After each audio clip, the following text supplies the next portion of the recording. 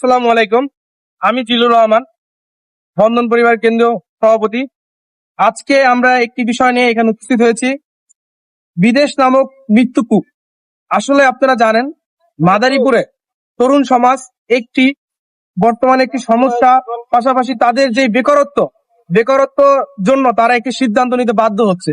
সেই সিদ্ধান্তটা কি? তাদের বিদেশ যাত্রা, তাদের ইউরোপ যাত্রা। আসলে ইউরোপ যাত্রাটা আমাদের হচ্ছে কিভাবে, সেটা আমরা মাদারীপুরবাসী সবাই ভুক্তভোগী বর্তমানে হচ্ছি দিনে দিনে।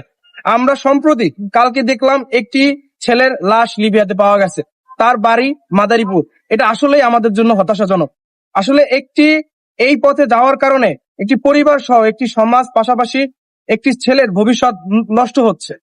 তো সেই ভবিষ্যৎকে আমরা উজ্জ্বল করার জন্য আজকে লিগ্যাল প্রেসক্রিপশনের পক্ষ থেকে আজকে মাদারীপুরে যেই সাধারণ জনতা আছে তাদের মাঝে আজকে সচেতনমূলক ভাবে আমরা এই বিদেশ নামক মৃত্যুকূপ থেকে কিভাবে বাঁচা যায়, কিভাবে সহায়তা পাওয়া যাবে এই লিগ্যাল প্রেসক্রিপশনের পক্ষ থেকে, সেই জন্য আমরা মানুষকে সচেতন করে যাচ্ছি।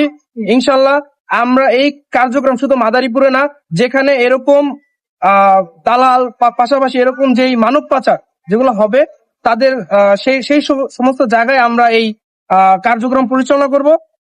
এর পরবর্তীতে যে কোনো দুর্নীতির পাশাপাশি যে কোনো অবৈধ কাজের সাথে যারা জড়িত থাকবে, আমরা ইনশাল্লাহ এই অর্গানাইজেশন থেকে আমরা যতটা পারি মানুষকে সচেতন করব, এবং ভবিষ্যতে তরুণদের নিয়ে আমরা এই যে অবৈধ পথে বিদেশ যাত্রাকে, পাশাপাশি এই যে দালাল চক্র রয়েছে তাদেরকে আইনি আওতায় এনে আমরা একটি সুন্দর সমাজ ও দেশ গড়ব, এই প্রত্যয় কামনা করছি।